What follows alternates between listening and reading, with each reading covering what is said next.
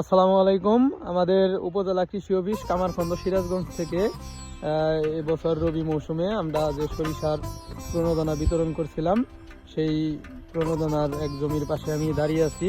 আমাদের এক কৃষক ভাই জনাব শাহিন ভাই, উনি তার জমিতে বিনা চাষে আমাদের এই প্রণোদনা সরিষা, বাড়ি সরিষা 14 আবাদ করছেন। এবার ভাইয়ের সাথে কথা বলবো।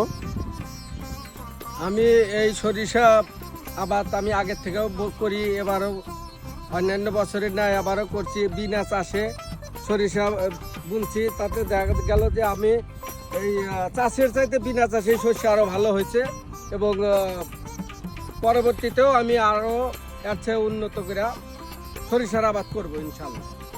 এবার কত বিঘা জমিতে সরিষা চাষ করছেন? আমি এবার 2 বিঘাতে সরিষা আবাদ করছি। আচ্ছা, তার মধ্যে আমরা 1 বিঘার সরিষার বীজ আর 20 কেজি সার আপনাকে অফিস থেকে দিয়েছিলাম।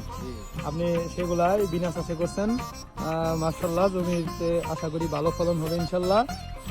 গাছগুলোর অবস্থাও ভালো আছে। সবগুলাই মানুষের জমি, সব পতিত, আর আমি সবগুলাতে দেখেন আশেপাশে যে জমিগুলো আছে মোটামুটি পতিত, কেউ ওই রকম ভাবে সরিষা চাষ করেনি, কিন্তু ভাই নিজেই বিনা চাষে করেছে।